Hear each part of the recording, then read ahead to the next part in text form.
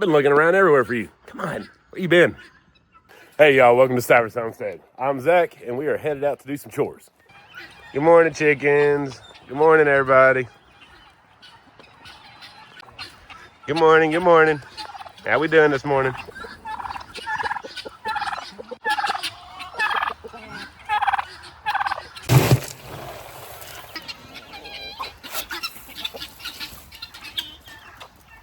Longer days, warmer temps equals more eggs.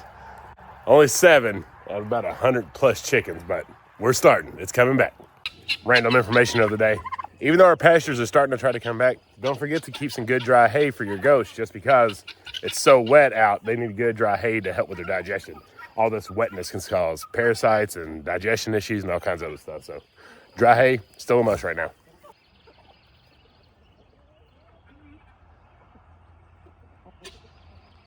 Hi, Ellie. You doing chores with me?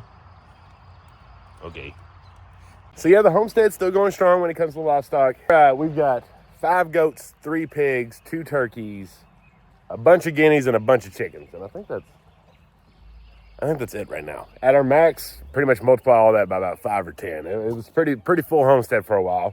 But we've got down to the number that we want, that is more attainable and more easily handled when it comes to that. We no longer have cows. The cattle is gone out of here. That was a fun experience, fun to do, but we prefer things that we can more manhandle ourselves if we have to, instead of having to just guide, because sometimes that can be a little difficult. And once I finish giving water to the animals, we'll go over and check out the garden. It's not very impressive right now, but it will be soon. So over here in the kitchen garden, nothing's planted. We don't have anything planted yet. You can tell I got dogs that like to dig into my comfort bed, but it ain't gonna stop that comfort. You can see it's still coming back. But nothing's in the kitchen garden as we speak, but this is gonna be the primary garden that we're gonna use this year, and this is why. Last year, we had such a great year when it came to our big garden over here that we put up and canned up so much food. So honestly, what we're basically doing this year, and the mindset is just really eating fresh. So we're gonna grow food that we're just gonna be eating fresh and not focus so much on canning this year, just because our pantry's full from last year. And it's early March, and this cherry bush is already bloomed and almost already starting to drop the blooms and have its own nice little, oops, blurry. It's nice little leaves on here. It's way too early. Way too early for this to happen. There's not a chance in the world that we're gonna get cherries this year, because we are definitely not done with our frosts and freezes that are coming. But sometimes they know better. Maybe we'll get lucky. But either way, she's really pretty. And another reason we're not so worried about canning is because I had this bright idea, which it was a good idea, and a lot of you all do this too, was I let all the animals over here. I let the goats and the pigs to come over here and help clear out the garden. So what I mean by that is they were able to root up in there, any hornworms that decided to lay their eggs in there, any of that other stuff that's like, ooh, I know this is a garden. I'm gonna make bed here and come back and eat all my plants. It's good to let your animals in there because they can get all that larvae and stuff that's buried down into the dirt and eat them up and clean them up for you. Well, as you can tell, they destroyed the beds too. So it was a complete takeover by the animals, and we got a lot of work to do over here. But we have a plan. You know, we love, and I specifically love, growing a pumpkin patch. So we're just gonna take this opportunity to clear up all this wood, do some in-ground gardening, and have a big, beautiful pumpkin patch with some sunflowers and all kinds of different flowers roaming around here. So we'll get it cleaned up, and then by this fall or late summer, it's gonna be full of pumpkins. At least that's the plan. And this is crazy. All this grass, like I gotta mow, and it's early March. What is happening? Goodness gracious. Everybody have a good breakfast? Yeah. Hello. Hey, where you been? Come on in. It is time to do a little breakfast, and there's Jen, by the way. Hi. As you all, well, you might not know. I don't know what you do or don't know. We have been on quite a health journey recently, and you want to tell them kind of what we've been doing? Yeah, high protein, low calorie, whole foods, just nutritious stuff, really good stuff. So Zach is gonna have some sausage. I don't eat regular sausage. I'm gonna have some turkey bacon, some sourdough toast, an egg each from our chickens, and then I have a leftover protein berry smoothie that I'm gonna have too. All right, cook with us. The sausage first. Show. There's 4. And then the kids can share. Okay. What kind of piece of turkey bacon you want? 2. 2? Yeah. You could unhash it and make 4. Take it out and fold it, and you can put it in a big one, or a little one, or a big one. What are we out of? Big one. We're out of big ones? Yes. God dang. Ow, that hurt. There. You okay? Put it in there. I'm trying. So I actually made this smoothie a couple days ago, and then I forgot to drink it yesterday, but it's fine. It's still good. I just had it in the fridge. But it was frozen berries, like mixed berries, blackberries, raspberries, strawberries, I think. Whey protein, yogurt, Greek yogurt, and almond milk. I think that was it, right? I think so. Sometimes I'll put chia seeds in, but I don't think I did this time. The nuts and chia seeds. It's really good. And yes, of course, we know sausage is high in fat. And That's why I'm not eating it. So she's not eating it.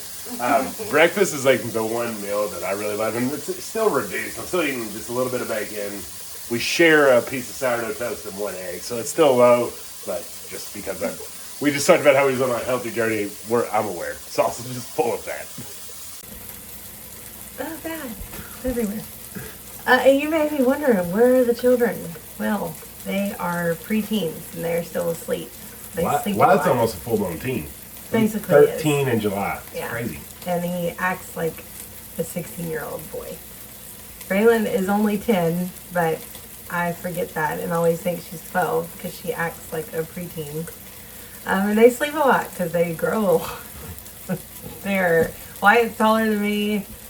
He's only about an inch or two shorter than me. And they just grow. So they sleep a lot. It's the weekend, so they get to stay up later. Rules are a little bit more relaxed. So yeah. Yeah, and like she said, it's Sunday morning. Yeah. It's the one day we allow it. They'll eat when they get up. Yeah. This is really good. Yeah, it's really good. Oh. For some reason, I thought it would make me throw up. Quit doing that. You hear my stomach? Mm-hmm. You hungry? Yeah. I just fed you last night. Don't get that on my shirt. I know it. I don't know why, but I thought like a leftover smoothie would make me. But it is good. It's just like I made it. It's not as thick. I don't know if it's a chia seed or a berry seed. You bite? No, thank you. I'm good. Suit yourself. More for me. Suit yourself. Raylan needs to buy that $4 sticker. $4? Yeah. That's dishwasher safe. What? Dishwasher safe. Oh, I guess if you put it on a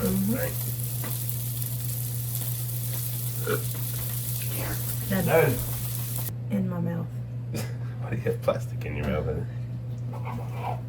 do you do that for? See? You made more. You made 4 instead of 2. I cut the turkey bacon in multiplied. there. Funny story. I'm sure I've told it before on here, but it's been years, I'm sure. Jen, we make a lot of pasta. We did make a lot of pasta. It's hard because I got a little Italian. I mean, I love pasta. Pasta. Anyways, she used to always break the spaghetti in half, and she told me it makes more. It does.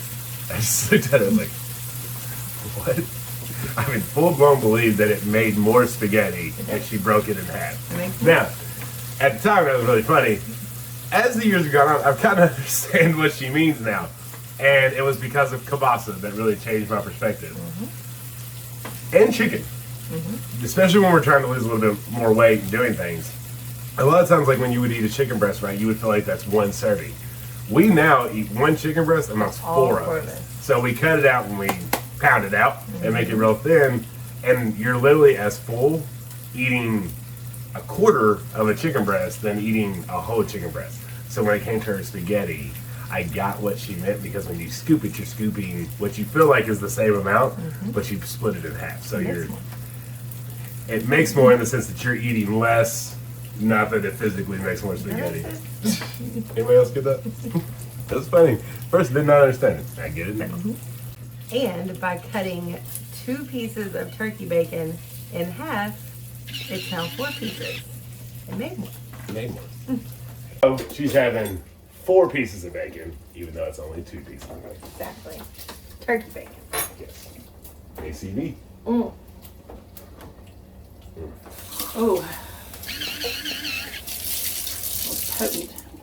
think I'll stick with the turmeric. Good.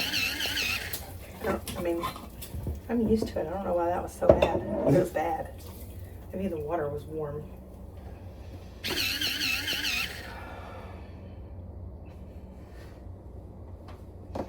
Thumbnail. Eggs. Oh, shake it off. Take it off. Take it off.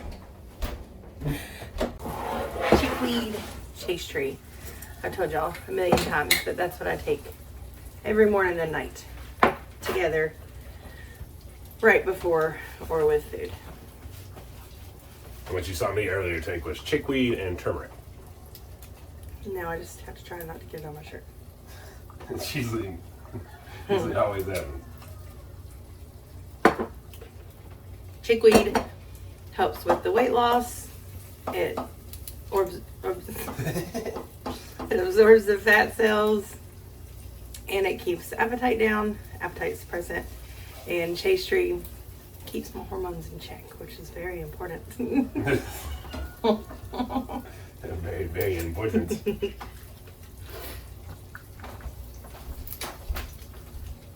Woo! What pretty eggs. Yes, they are. Are those from today? No, No. last week. Using the brand new eggs. Honey. We were getting about just, what, 1 or 2 a day. And then today we got 7, so that's exciting.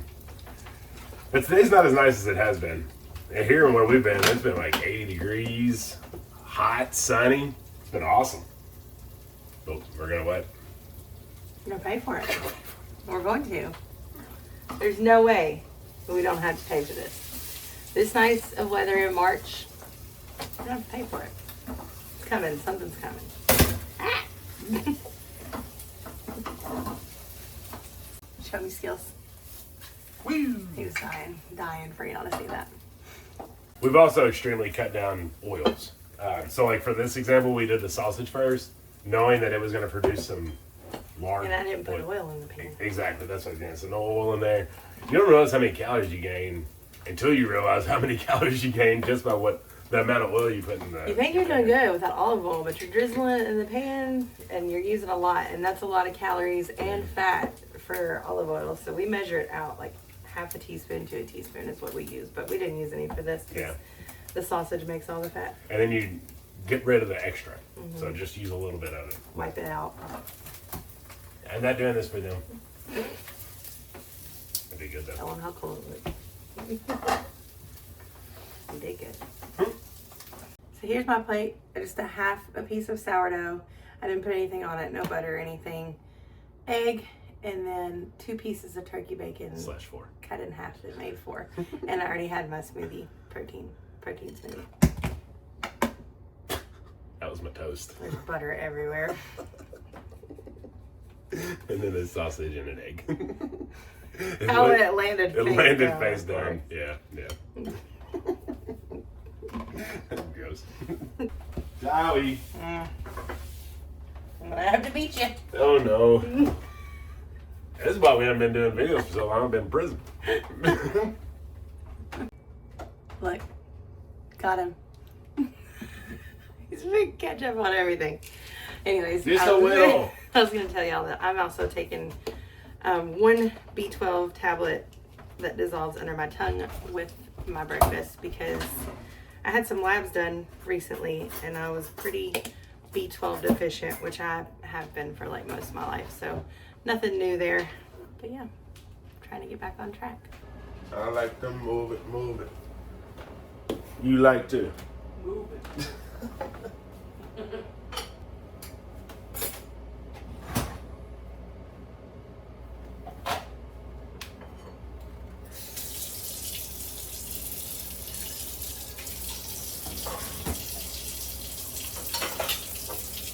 Oh, yeah. You did the girl. See, I know there's craze with protein, right? Well, I've been telling Jen because I've done the working out and I've been very big into it basically my entire life. Just old research. I think it's same as the same. No. Anyways, all this protein craze, which I'm not discrediting it. I see the value in it. But back in my day, we bulked up on protein because we wanted to get bulked up. We wanted to get bigger. We wanted to have muscle. We wanted to be big. And now all the girlies are eating protein. And I'm like, y'all gonna regret it once y'all come out linebackers out here. What do I know though? Nothing I know.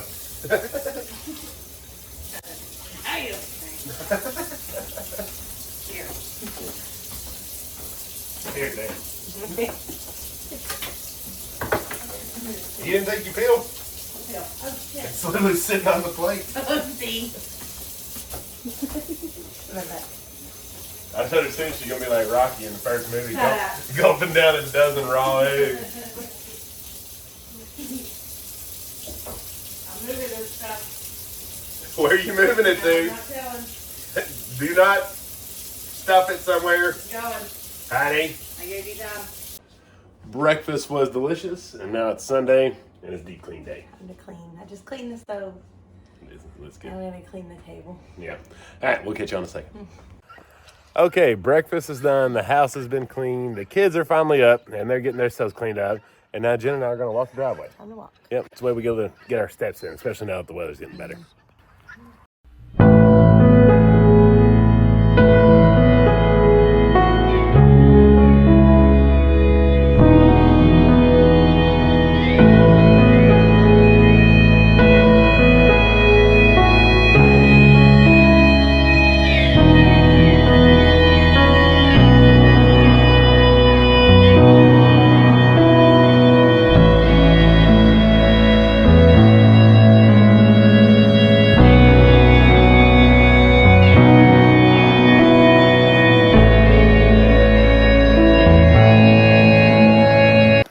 Got them in. This is the last one as we go down. Yeah. We just like to do this, especially before, like after we, like at least 15 minutes. We usually do a lot longer, but at least 15 minutes. Because you told me, like that tells your body that we're still in burn mode, right? Yep. Right, so that's good. So it allows yourself to, you eat the food, go walk for 15 minutes, your body's like, metabolism's like, let's burn it off. Let's get rid of it. If it's not nice, we'll do this inside on the treadmill. I try to at least get 10,000 steps a day, and I do. I usually get 12 to 13 a day, which is good. But yeah, just keep moving. Yeah. Being active. And don't think that you have to get a treadmill, which a lot of people, especially right now, a lot of people will be selling them on like Marketplace and stuff because, New Year's resolutions. But we actually got a walking pad. And it was only like $100, because them treadmills can get expensive. So don't think that you have to get a big expensive thing, but it is small. It is a little hard to walk on, but it gets the job done. And yes, we do go to the gym very often, and we would love to actually be able to go to the gym every single day, but our gym's 40 minutes away. So we only are able to do that when time's permitting, and being Sunday. 3 times a week. Yeah, 3 times a week, and then we do this on other days. Okay, it's a little bit later in the day, and I am picking out some seeds because it is time to start planting. And I'm just kind of looking through. I've got my big basket here of all the seeds that we have, and I'm kind of going through a general idea of what we want to plant, and then I'll figure out what I want to get planted today. But we did get one thing that was really cool from Haas. So the 2 seed companies that we basically use are Haas Tools and Survival Garden Seeds are the 2 that we use. But Haas Tools has this really cool thing now, and they have seed tape. So the seeds are right there on them, and you literally just plant this into the ground. You just plant it in there, wet it, and they're all spaced out how you want them to be, and they even come with their own little thing. So for seeds, like what I've got here is for like carrots. You know how hard carrots are. They're so small and they wash away and do all those things. That seed tape's kind of cool. I actually forgot we got those. I bought them last year. So we got some kale, greens, and salad bowl mix and stuff like that we're doing. But I'm also going through and getting all of our summer stuff out there, or summer stuff laid out, because we got to get that started really soon. Okay, we got some chaos going on down here. So I'm just going to kind of go over some of the stuff that we are going to plant. I obviously got way too many out than I need to plant, and then Jim's going to tell me that we're going to have to put some back. So we'll start with what I think we're going to plant, and then later down the road, I'll show you exactly what we did plant. Okay, let's see what we got here. So I've already showed you all the seed tape that we're going to do. I think that's pretty cool that we have that from Haas. And then we're only going to be doing 2 different types of green beans. We've basically done this for the past 3 or 4 years, I'd say. We did the Kentucky pole bean, because we like to have one pole bean. And then we love Haas's Green Blaze bush bean. So we do one bush, one pole, 2 varieties. That's it. Then melon-wise, when I say pumpkin patch, I basically mean anything and everything that's viney is going out there that can handle itself. So in there, we're going to be doing some watermelon, some crimson sweet, moon and stars, and then we'll throw out a cantaloupe and a honeydew as well. Cucumbers, only 2 varieties there as well. We've been doing this for so long, you really narrow down to the ones that you like. And you don't test anymore, you don't throw out a bunch of different varieties, These are the ones I want to grow, that's what I'm going to grow. And for those, we do the National Pickling and then the Be It Alphas. Be It Alphas are actually, is it called open pollination, open pollinator? She's right here, but she wasn't. Yes. Basically meaning it doesn't need a bee, and it doesn't have to be pollinated. So you can grow these in a greenhouse, you can grow them wherever you want, and they'll still produce fruit, which is pretty cool. They're also very delicious. They have a lot of good flavor to them. And then National Pickling, of course, for more of the cucumber style. When it comes to peppers, staying pretty, what did I grab? I grabbed 3 jalapenos up. You never know, you might just need 3 different types of jalapenos. I've got the colossal jalapeno, regular jalapenos, and the Haasinator jalapenos that are here. I will not be growing too many of these, just a few plants of those. We got some banana peppers, because we always like a good banana pepper. And then a few different bales. So I got the Haasinator bale hybrid. We've got the Cal Wonder, and then another California Wonder, but the red style. Zucchini squash, nothing crazy. Spineless, supreme, and then straight neck is what we'll be growing in those. Last year, it was wild. The zucchini plants did terrible. I hardly got anything, and they were literally right beside the squash plants, but the squash plants we literally took to frost last year. It was the strangest thing. I mean, because squash bugs come, and usually you get a crap ton of squash and zucchini at the beginning of your gardening year. Squash bugs come, kill them all out, they're all gone, but you're kind of thankful for it because you got squash and zucchini running out of your ears. Last year, it's like they found the zucchini, stuck with the zucchini, and just left the squash alone all year. Weirdest thing. That's the thing about gardening, man. It just every year you think you know what's going to happen, and then something out of the blue happens, like you have squash to frost, which was the first time I've ever done that. All right, speaking of the pumpkin patch, these are just a few. It's some of the new ones. I have a whole bag here of pumpkin seeds that we're going to do. But this year we have a Jester hybrid. Me and Jane call those the Cinderella pumpkins. Flat, big, crazy looking ones, all kinds of different styles. That's the Fall Splendor, which is basically your basic jack-o'-lantern that you have, but a bunch of those. Actually, this one is Cinderella's Carriage Pumpkin. That's exactly the variety that it's called. So that's funny. And then here's the Camaro PMR Pumpkin, which is another a normal jack-o'-lantern. I like throwing out a bunch of different one of those because I haven't figured out which jack-o'-lantern style pumpkin variety I do like the best or that grows the best here. So I always try to grow a few different ones and then do my best to remember where they are or which one's which. So I know, okay, this style of jack-o'-lantern grows pretty good here. Here is flowers. It is marigolds, calendula, basically every zinnia you can think of, basically every sunflower you can think of, and then of course my new growing favorite, my Mexican sunflowers. All right, so now for the big thing that most everybody's always waiting for, and that's the tomatoes. I have way too many varieties here. We are not growing this many because we're just growing to basically eat this year instead of canning because the pantry is full. But we have so many favorites. That's the tough part. What I can tell you is we have one cherry tomato that we grow. We won't grow anything else. I mean, if we do, it's fine. But this is absolutely our favorite cherry tomato. It's what we'll always grow. And that's the Rosella. So you can see that. It is the best tasting cherry tomato that we've ever had. I'm not saying you have to replace the one you have, but if you've never grown the Rosella, definitely give it a try this year. Fantastic. We have a terracotta tomato here. We'll definitely grow this one. Pineapple. It is meaty and fantastic. It is so good for tomato sandwiches, slicing for hamburgers, anything like that, or just eating by itself with a little salt, of course. But it is so meaty that it's delicious. It's awesome. It's one of our favorites. Bonnie's Best, we might not actually grow this one this year because we like to grow this one because it's such a good canning tomato, but I always grab it out just because we always do. Southern Ripe tomato, it's a nice, just solid red one. Abe Lincoln, I like that one for size. It can really produce some really good size. So pineapple being the meaty one, also pink oxheart. I think it might be that one and Kentucky beefsteak might be my 2 favorite tomatoes that I've ever grown. Because I'm not a huge tomato guy by itself. I don't really like tomatoes by itself until I ate this one, that pineapple and the Kentucky beefsteak. Those are so good. And I realized that I've just been eating tomatoes that don't have a whole lot of meat and just a whole lot of juice, and it kind of grossed me out. So I like the ones that have a little extra meat to them. That makes me feel like I'm actually eating something instead of just having skin. So pink oxheart's a good one. Little side note with pink oxheart though, if you've never grown them, they are late producers. So the plants will grow and grow and grow, and you'll be like, where's the fruit at? Where's the fruit?